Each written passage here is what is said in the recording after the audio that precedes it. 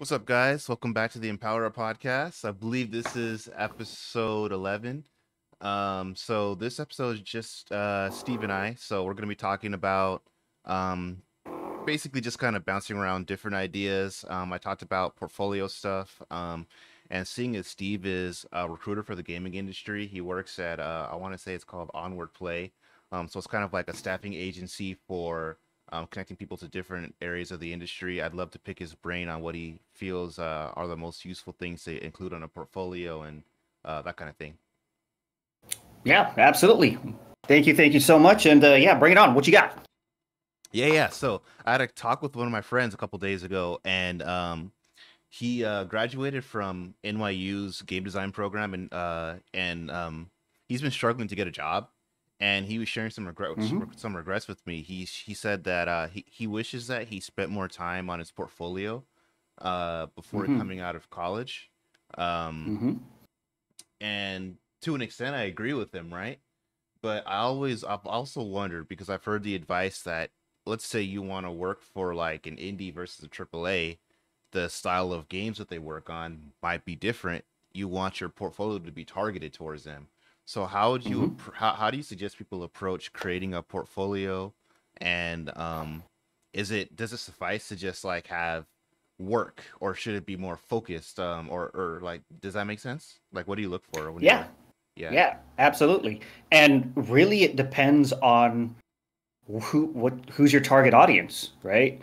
Because like artwork in particular can be it's crazy because there's an infinite amount of different like combinations of skills, of styles, of different types of art styles, like 2D, 3D, you know, stylized versus realistic. And the better your artwork applies to the company that you're targeting, the more likely you're able to get a job. So let's reverse engineer this whole thing about getting a job, right?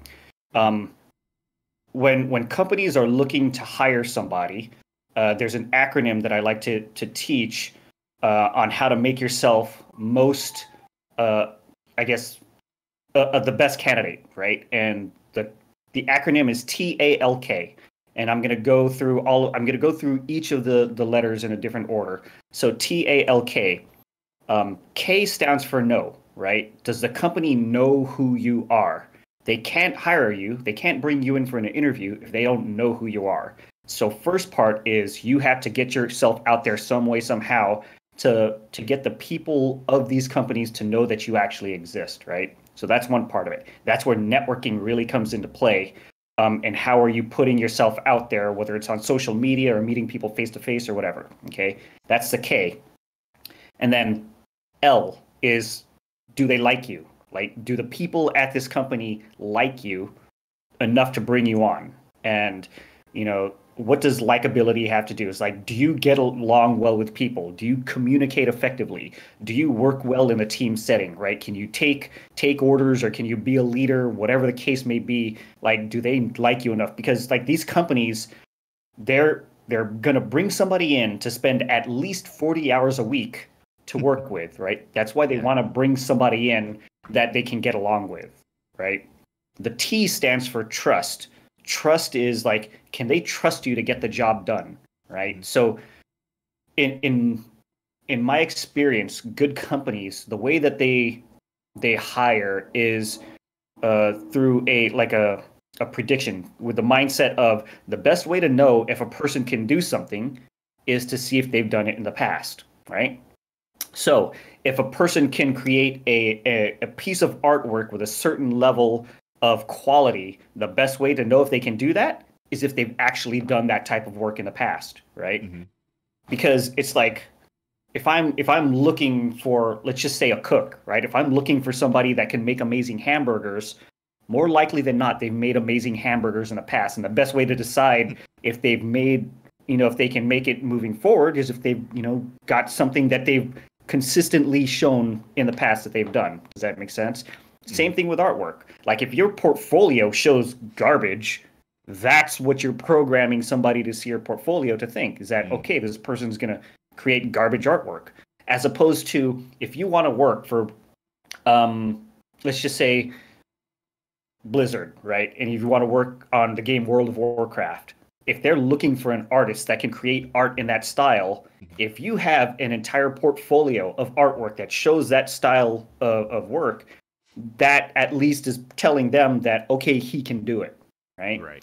Um, or he or she can do it. And that's one of those things where if you just have a portfolio that's all over the place, I mean, it's hard for somebody to predict that, oh yeah, you know what, maybe he can. But see, that's another one of those things where if if the people at the company know you enough and trust that you have the work ethic to pick up a new skill, then that's where they'll give you a shot, even if your portfolio doesn't have the art style that they're looking for. Does that make sense?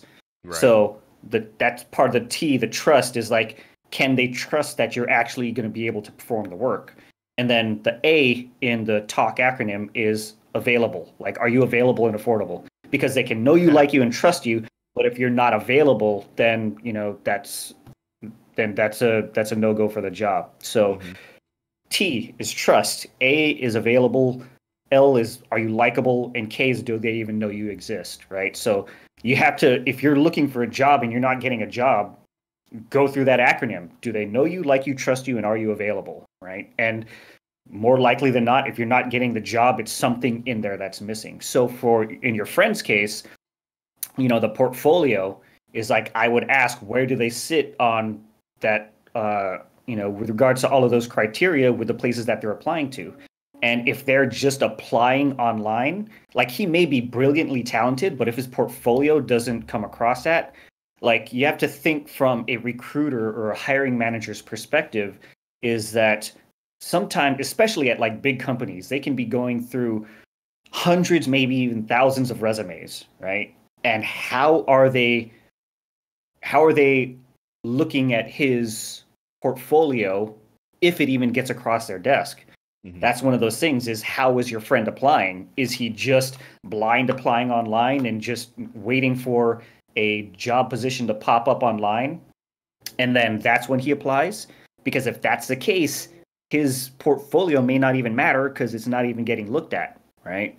Because if he's applying to jobs like AAA companies and he has zero AAA experience, it's not very likely that they're even going to get to a resume level, Hmm. right? Because a lot of these AAA companies, they're looking for people with AAA experience. And that's one of those things, is like, okay, they're filtering through thousands of resumes. How are they going to narrow down who are the ones that are qualified enough? And typically they're going to take a look at a resume, see where has this person worked before, and if they've worked at AAA companies or if they've worked at big indie companies before, that's where they're more likely to get at least to the next step, so that somebody will look at their resume and their portfolio. Does that make sense? Right. So, in order for me to understand your friend's um, position in particular, I would have to see, right, what's his portfolio look like, where are the places he's applying to, and like what is his experience with regards to TALK. Um, because if he's just blind applying online, that's kind of a, I mean, it works sometimes, but there are definitely some limitations to it. So I don't know. Maybe we'll bring in your friend sometime for the next podcast, and we can go over it as an example. What places is he applying to, and we can go from there. So I don't know. That's part of it. Is like, how are you setting yourself up for success? And that's one of the things that I love to do, is teach these different aspects, because this isn't necessarily something that you're formally trained on in school. Hmm. So, Hmm. I that's something I'd love to do. Yeah, definitely. That makes total sense. And I know I can't really speak to how in depth his portfolio is, because we haven't discussed that too much. But Mm-hmm. it sounds like an approach that maybe you kind of implied, but it didn't really talk about, was like, if they don't have AAA experience, they're not getting in. For sure, Mm-hmm. networking and starting out at a smaller company might also be the way to go, and then make Mm-hmm. your way up from there, right? Um, because I know Mm-hmm. that with myself, when I applied for jobs, I felt like I objectively got to a certain level of competence, but I just didn't have that last Mm-hmm. like 5 or 10% to get to the AAA level. So I pivoted. I Mm-hmm. found a startup that I've been working Mm-hmm. at. And I think that's a great start for me, and I think that's a perfect example of what I just mentioned. Yeah, absolutely. And that's one of those things is like some people don't understand that in order to get to like your dream job, that sometimes it's a 2 or 3 step process from where you are. So for example, if you want to get to a AAA company as an artist, one is you have to make your way into the company, and two, you have to have the skill set to actually do the job. So one part of it is building up the skill set, whether that's through school or self training or whatever it is, or maybe even a company where you're able to really work on your craft and then make the transition from one company to your dream company, or maybe it's to get an entry level position at your dream company, and then while you're there start building up the skills so that if an opportunity comes up in the field that you're looking for, you might be able to make a lateral change right there.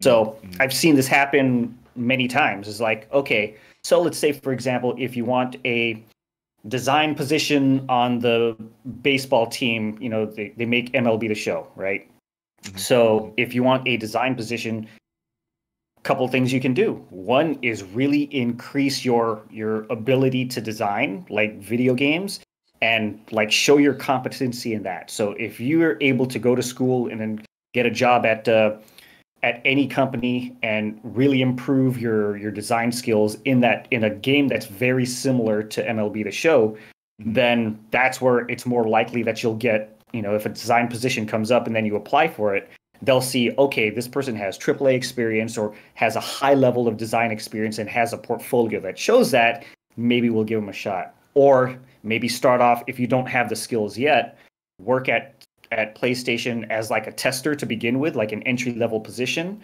and then while you're there, build relationships with the people on the baseball team, and then gradually keep building your design skills up and take over any potential design opportunities that come in your direction, right? So let me give an example, a real life example of somebody who transitioned as a designer. So he was a tester at PlayStation, and he was testing a game called Mod Nation Racers. I And know that game. yeah, it's an awesome game. And there was a position that opened up where they were looking for an in-house tester.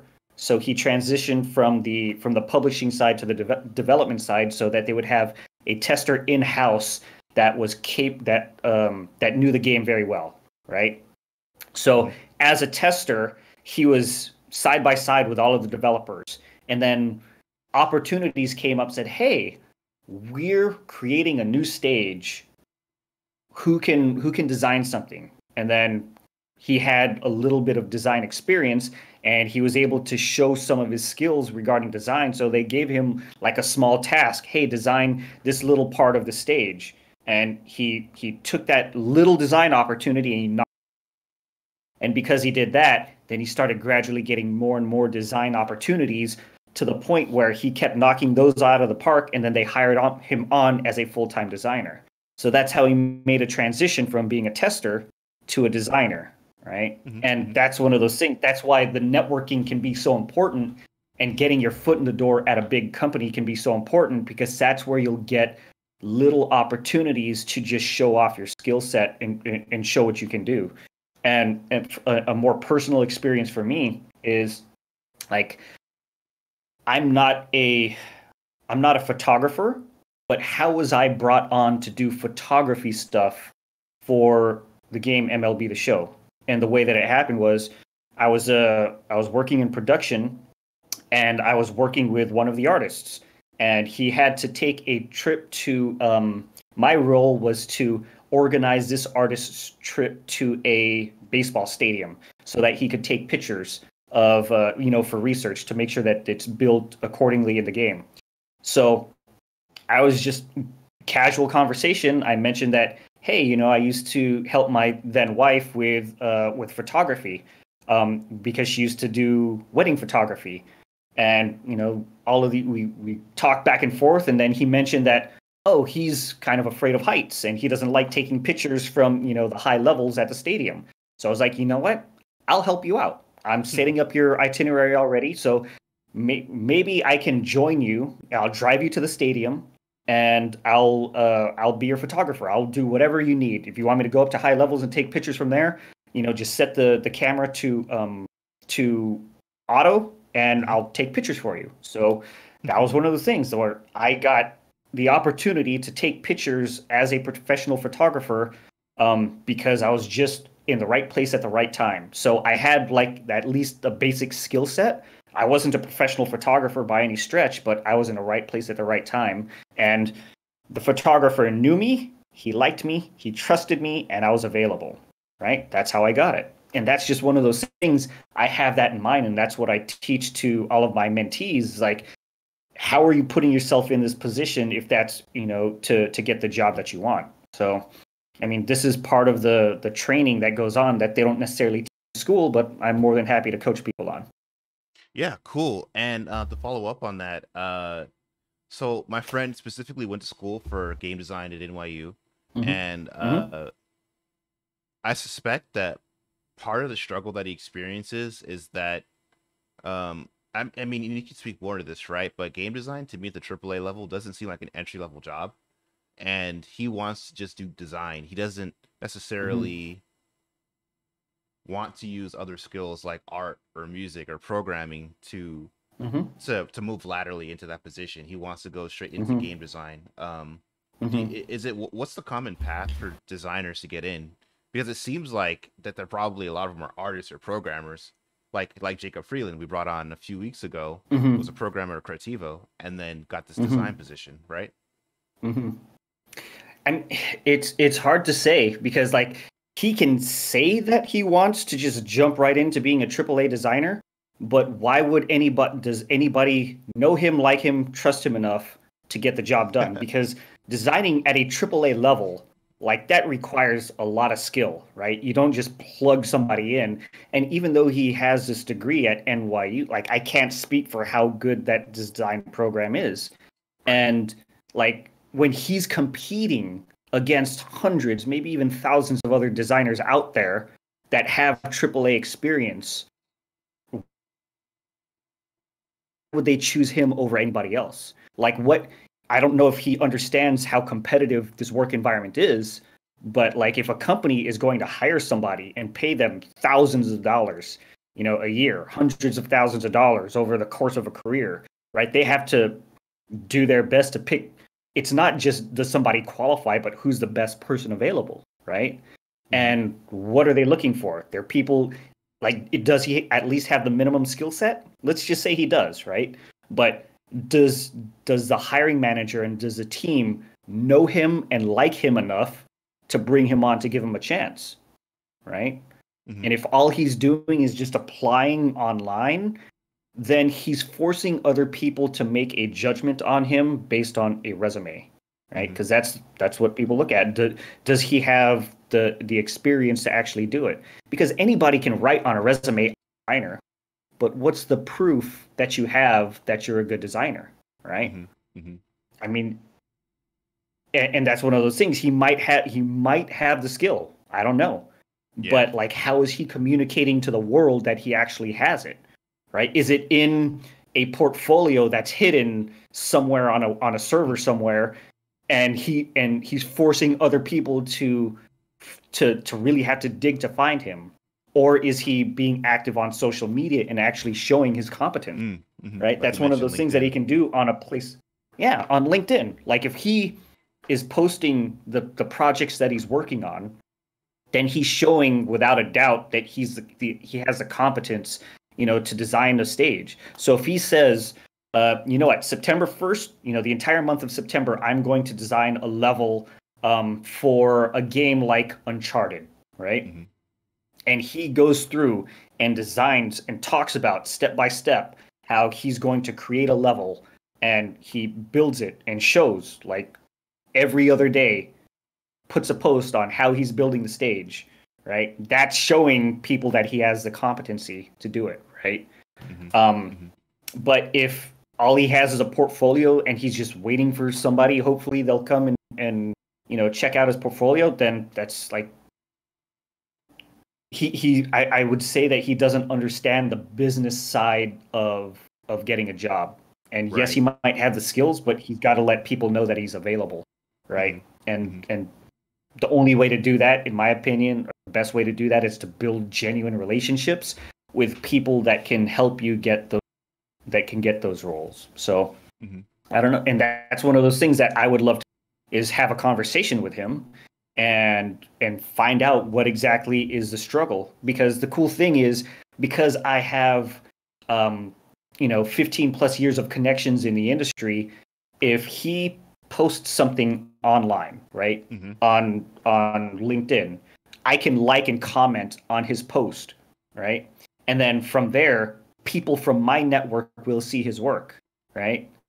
So that's one of the beautiful things about leveraging your network is seeing the value in it, one, and two, understanding that it's kind of like marketing yourself.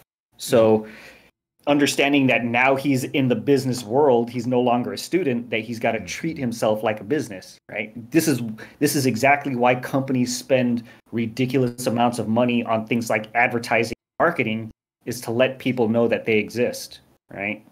So that's part of it. Is like, how is he networking and putting himself in a position to be found? And the cool thing is, if he works with recruiters, like, it's a recruiter's job to find qualified candidates and fit them into roles where they're a good fit. So if he talks to a lot of recruiters, then that's a great way to have other people at least keeping him in mind for when the right position opens up. So, I would recommend that he starts networking a lot and networking with people who are looking for, people with his skill set, right? And that's one of the things about LinkedIn also, is that it is a great tool for people that are searching for qualified candidates, because it's like a Google search for us. So as a recruiter, if I'm looking for a game designer that specializes in combat design, that's worked in AAA for 3 years and lives in the LA metropolitan area, if I have a company that's looking for that, I can type all of that stuff in and find the right candidate, right? And that's the beauty of LinkedIn, is all of the recruiters use that as a tool to find the right people. And if he's not on LinkedIn, if his profile's not up to date, that's thousands of missed opportunities to get brought up in somebody's search because he's not on there. You know what I mean? So right. That's part of it. So can you take us through at like a high level, what your process is? I don't understand. Like, let's say you get a spec or something for a specific job requirement. Do you type in the industry? Like I've done some mobile development and I try to tag it. Would you type in like Android development? Like, let's say Byron pops up. Would you Google search my name and see the company information, or what's kind of your process? What stands out to you? So the part of it is finding out what the employer wants, right? Right. Like, what are they looking for in a candidate, right? What's the skill set? What are the tool expertises that they need? And you reverse engineer it from there. So, right, part of it is finding out what are the logistics of for the person. Like, is it remote only, or do they have to be located in a certain place? Because that might narrow down the search.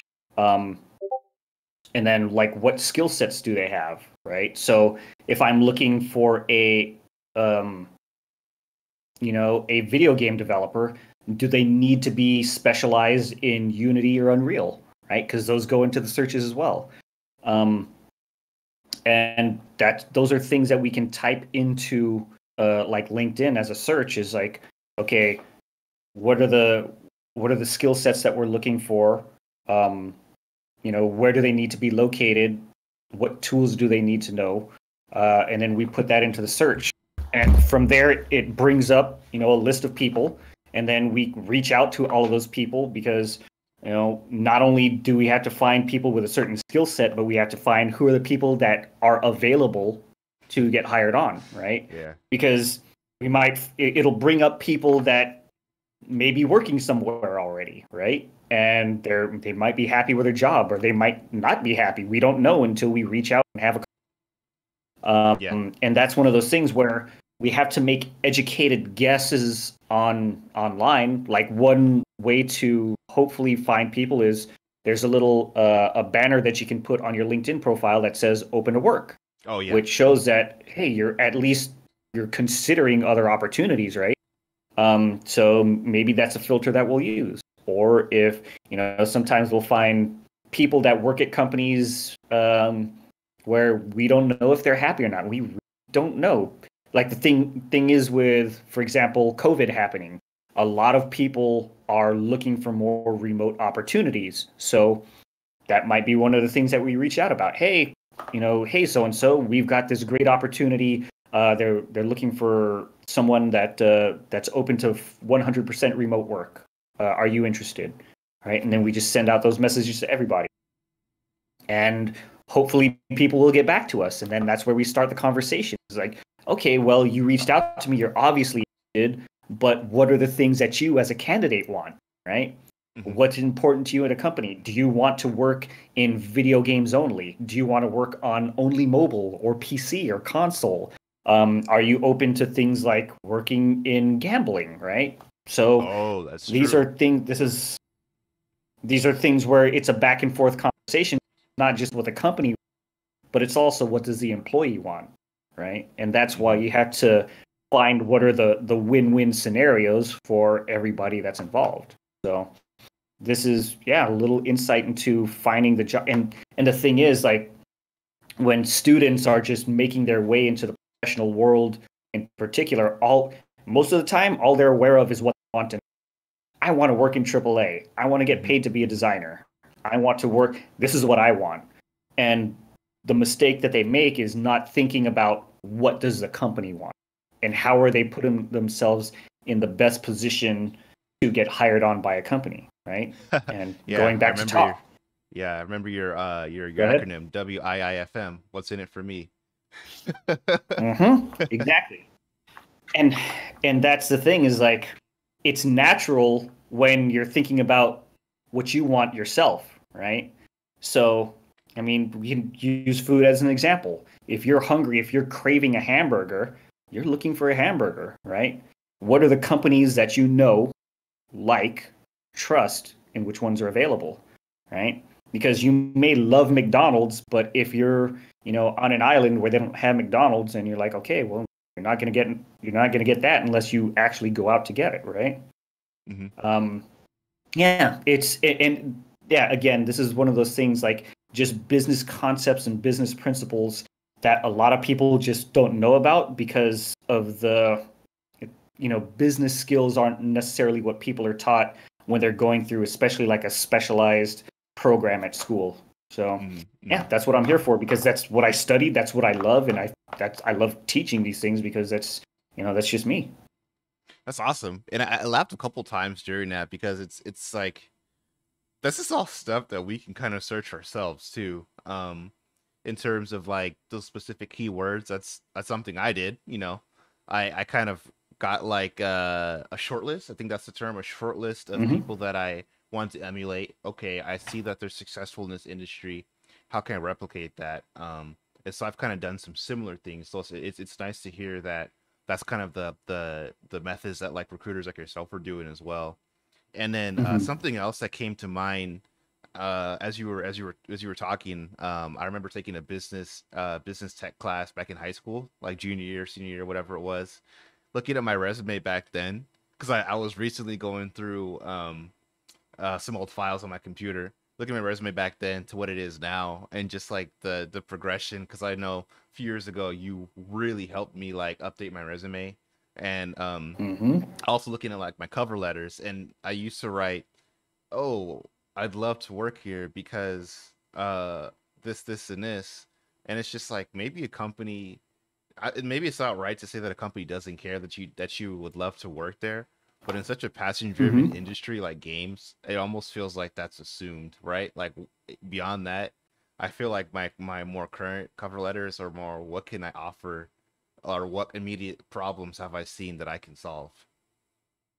Absolutely. And that going back to that acronym WIIFM, what's in it for me?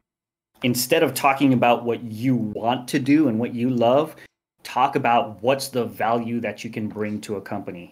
And that's where you'll start sparking the interest, right? And this is like advertising, right? When companies are advertising, the effective ones aren't talking about what they do. They're talking about the value that they can provide to the customer, the consumer, right? And that's why they're like companies, when they're advertising their food, they'll show how delicious it is, or they'll focus on how fast they can get it to you, right? Because that's the value to the customer, right? If people want fast food, or if they want delicious or authentic food, they're speaking to the audience. What are their preferences?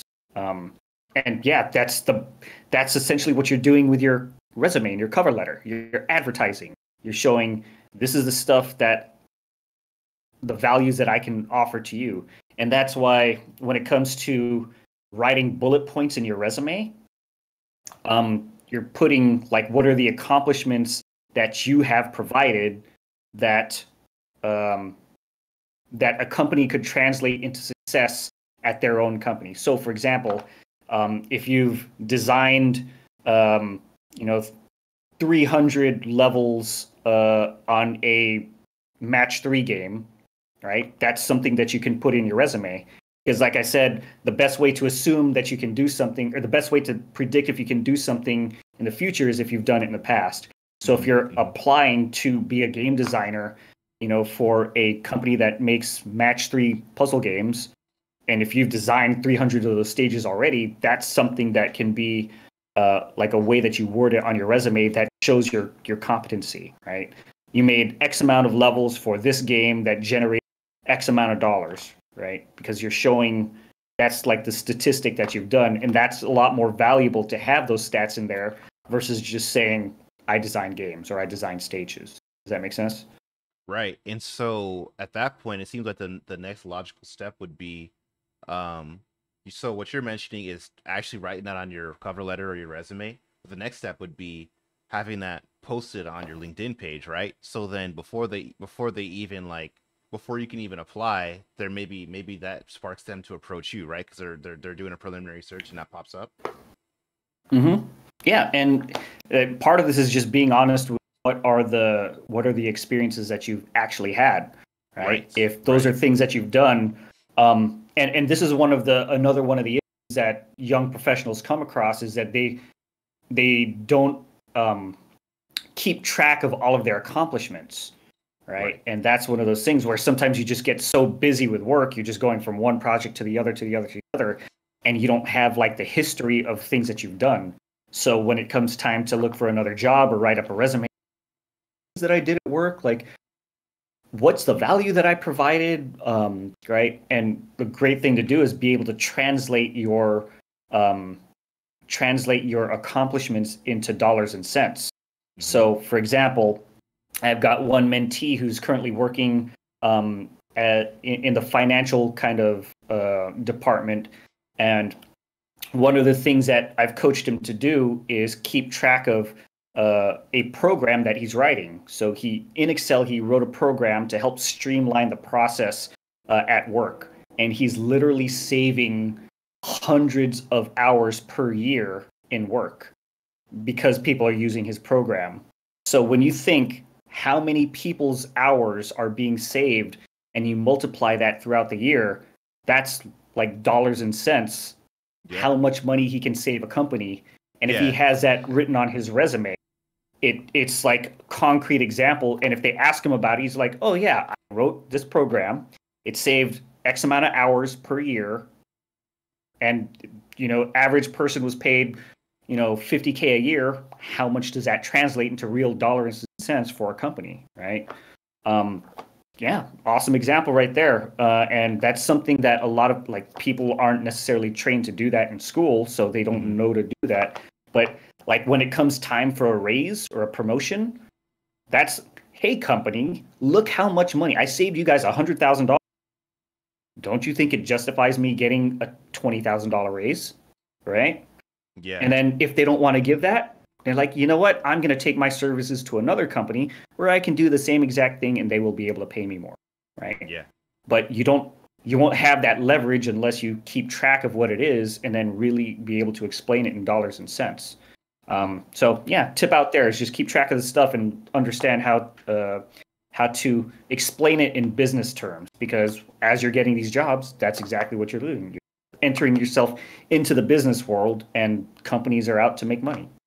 That's a really interesting perspective. I didn't really think about that too much. I know you mentioned that to me a few weeks ago, but I definitely know in school, you're not necessarily encouraged to do that. Like, I think math is a prime example, right? They love teaching you the most complicated way first, and then they teach you the shortcut. Whereas I know as a programmer myself, I just want this done faster because a programmer's job isn't to flex on how complicated a problem I can solve, it's to get problems solved efficiently. Mm-hmm. Exactly. And hey, that's one of the issues that I've had with the traditional like education. But that's like an entirely different story. And but Right. part of it is like not blaming the education system for what it is, but like when we become adults and we realize what are the skills that we didn't learn, what are the things that we're actually doing to go out and learn them, right? Mm-hmm. And that's one of the things where as I got more mature in my professional career, I learned the value of not blaming others for things that I didn't know, right? Right. Right. So like all of these things that I'm teaching now, these are things that I had to go out and search and find.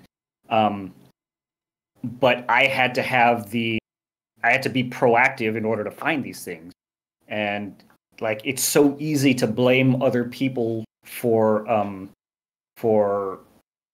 things that I'm not getting that I want. And that was one of the biggest like aha moments that I had early in my career as a tester, because I was a tester at PlayStation for 5 years, and during years 1 through like 4, I was so frustrated because I wasn't getting hired on to the permanent position that everybody covets. And it's because I was being very selfish in my motivations. I only wanted like me to look good, and that was, I know now, an ineffective way of progressing in my career, because good companies know that it's not just about individual effort, but it's like how are you building the team up, and how are you getting the entire team and the company to perform better. So the problem that I had before is I was very selfish in my motivations, and I was selfish in the things that I did. So for example, we were testers, so I would find the biggest bugs and I would keep them to myself, and I'd hoard them because I'd want them to go in my bug, right? Because that's one of the metrics that's used to evaluate testers, how good are the bugs that they find and how many, right? But the aha moment that I had is it's not just about me. I've been here. I'm a senior tester. I know what I'm doing. But when I started teaching others and teaching the incoming testers, hey, I found this bug, but I want you to put it in your name. This is how I found it. This is how you can find other ones like it. So I was teaching other people to be more productive. And it wasn't just about me, but overall as a team, we were getting better. Because as I was teaching the incoming testers, that took more of a load off of the managers, because they didn't have to spend their time teaching, you know what I mean? And that's the benefit for the entire company, is that I was allowing the managers to focus more of their attention on bigger, more important things, where I could be teaching the incoming testers, and that's how we as a team were better able to perform. And when management saw that in me, they're like, "Oh, Steve gets it now." And that's when I started getting more opportunities, and just that's how my career really started to blossom. I realized that it's not just me, but it's the entire team, and how am I helping others. And that's why I'm here where I am now, is because help. And going back to finding a job, going back to the T in trust. The thing about trust is like trust is built over an extended amount of time.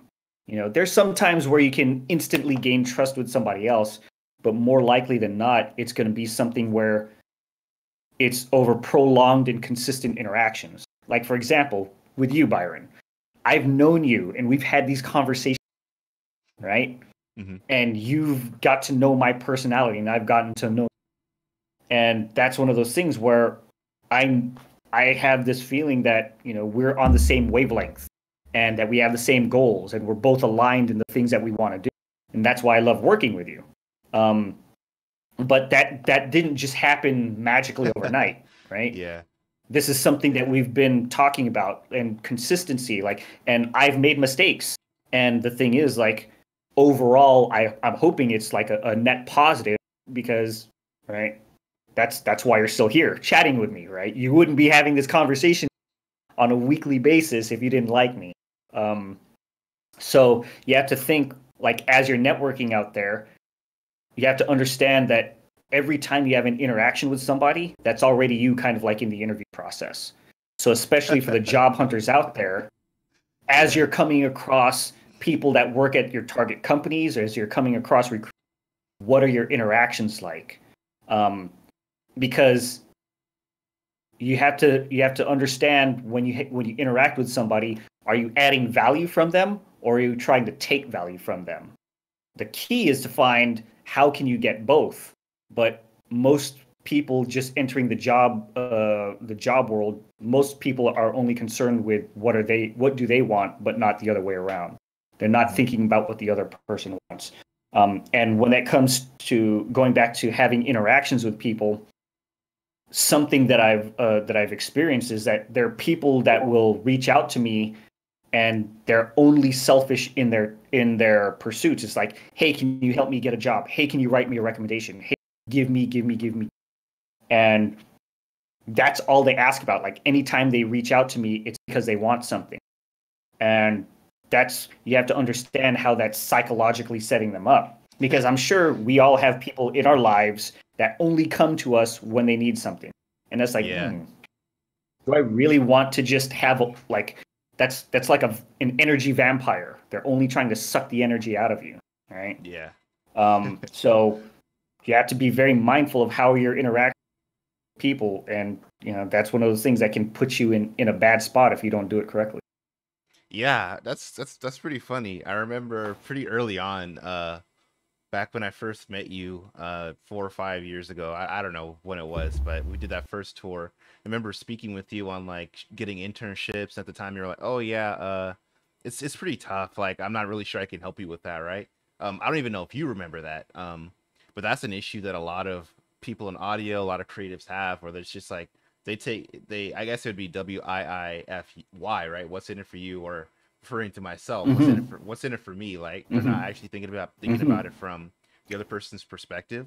And so then I started to view our conversations not so as transactional, in the sense that, okay, well, one day he's going to help me get a job, but I just genuinely enjoyed the insights that you provided to me, the opportunities that you were presenting to me with going to Stigula, going to different Sony events. We had that one with at the place in San Diego for the women who code and stuff like that. And so it was definitely a mindset shift that I learned through school, because yeah, it's pretty much me, especially as a kid first getting into college. So that's a pretty difficult switch to flip for sure. And the cool thing about that is knowing in general, most people have that kind of mindset. So the way that you can separate yourself from everybody else, be the one that's actively looking to give value to others, right? So that's why I'm doing this, is understanding that every interaction that I have, I'm looking to add value to somebody else. Because there's a saying that goes, you will get everything you want in life if you help enough people get what they want, right? So that's why when I interact, my focus is how can I be of service? Because when I do that, I'm automatically separating myself from everybody else who's just selfish in their motivations, right? And I genuinely do want to help. And this is one of those things that it's a mindset that I had to cultivate and practice. And like, how can I help other people? And this is one of those things where the 7 habits of highly effective people really comes into play, because that's one of the main principles that they teach is think win-win, right? And then not only that, but seek first to understand, then to be understood, right? So first is understanding that you're going into in a relationship, a conversation with wanting not only you to win, but finding ways for the other person to win. Right. And then the only way you can find out how you can help the other person win is get to know what is a win for them. Mm-hmm. Right. Mm-hmm. And that's why for you, wanting to get into the video game industry, wanting career advice, I was like, okay, I know what Byron wants now. How can I help out with that? And there were periods of time where we hadn't talked in a while, but I at least knew, because I listened, what is it that you're looking for? That way, when I see an opportunity comes up that you might be interested in, I can forward that information to you, right? Mm-hmm. And that shows that, I'm taking time to care about someone other than myself. And it's like, out of all of the people in the world that you could be having this conversation, why are you coming to me? And hopefully it's because I've built up that trust in our interactions that you can see I'm here to help out as much as I am to get assistance from you. Because like this whole podcast, this thing wouldn't even be possible without your technical skills. So that's kind of the it's called synergistic relationship, where two people putting their skills together and the sum of the whole is greater than the part. You know what I'm trying to say, right? Yeah, definitely. Where two people working together can accomplish more than each can as an individual. So that's my mindset, and those are the things that drives me to have these interactions. Is I'm constant. This is just me taking the 7 habits mindset and the things that I learned from that book and putting it into effect. Yeah, definitely. And also, I wanted to touch on the fact that you mentioned, like, we did have those periods of like prolonged silence, of not many conversations over like 6 months, 7 months, stuff like that.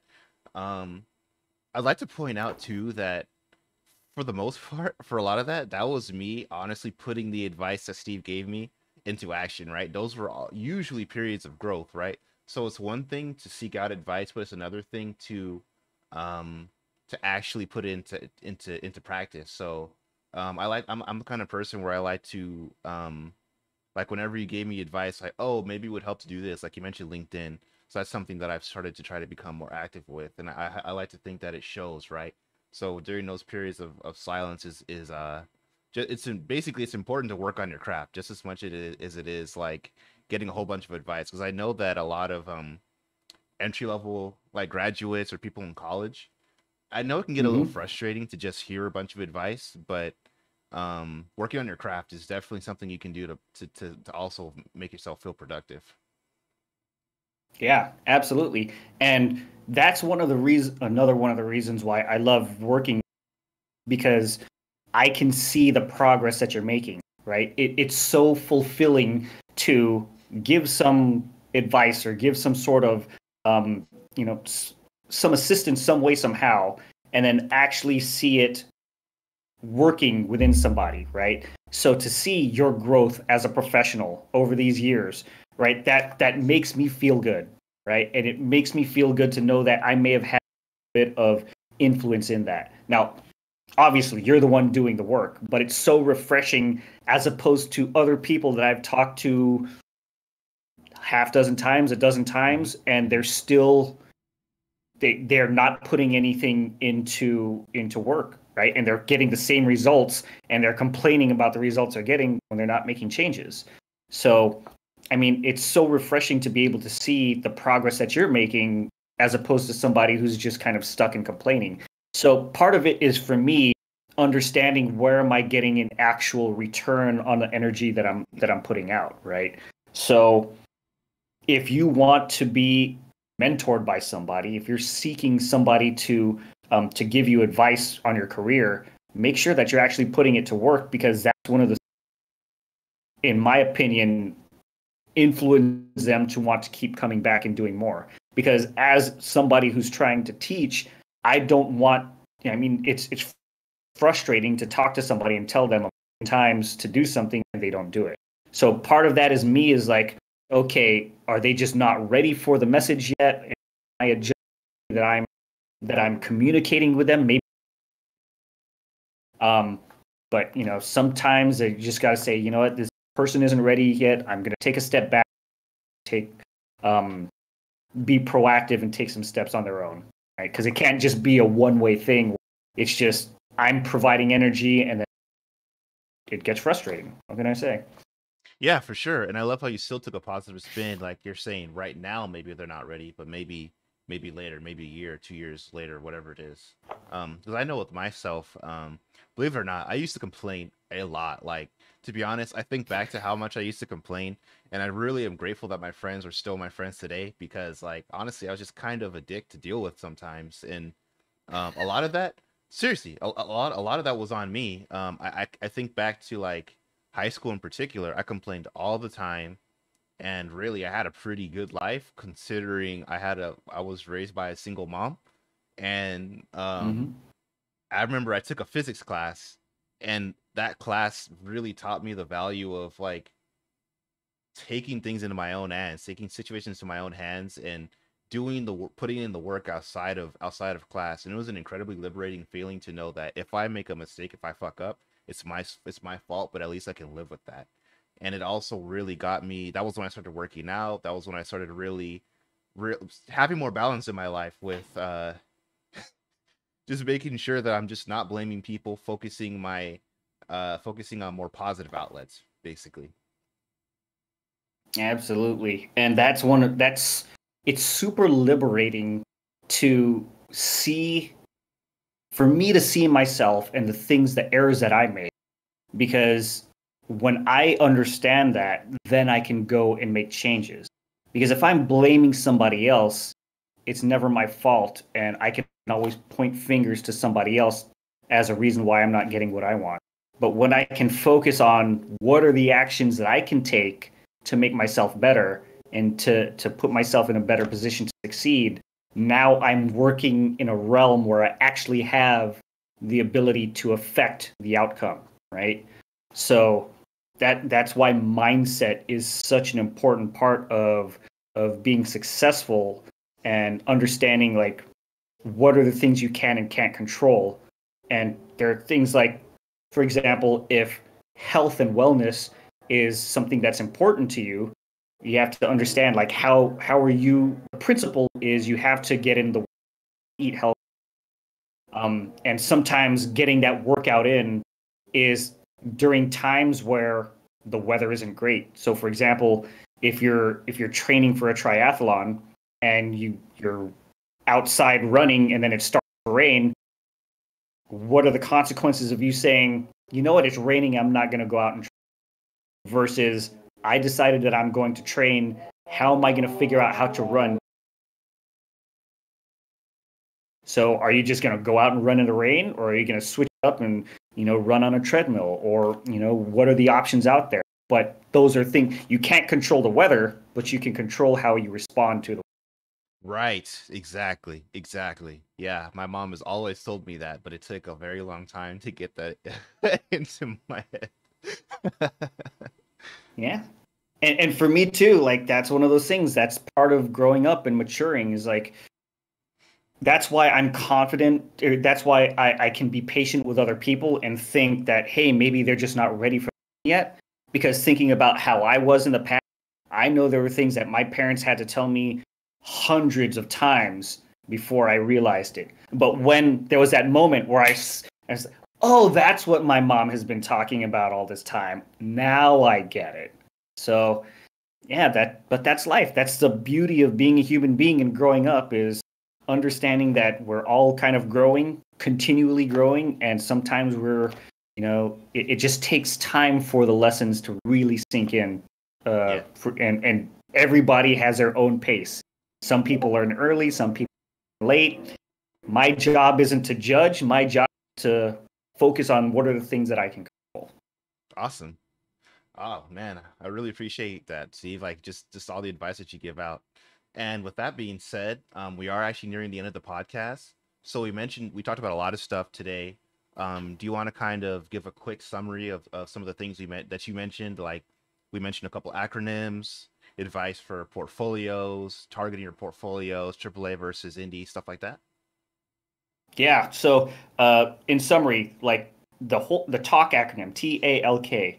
How do they trust you? Are you available? Do they like you? And do they even know you exist? Right? If you're not getting the job that you want, something's out of whack with regards to those four criteria. So just make sure that you're taking an honest look. And if you want to chat with me, yeah, find me on LinkedIn. Steve Meehan, M is in Mary, E is in Echo, I is in M is in Mary. And yeah, just hit me up and I talk more in detail and find out what your individual situation is and how can I help you some way, somehow in your journey.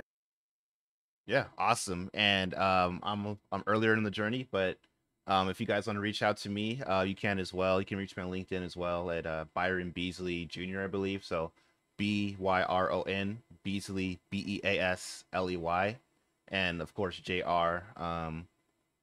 I think I'm just like looking up with like some music equipment in the background, so I'm usually pretty easy to find on LinkedIn.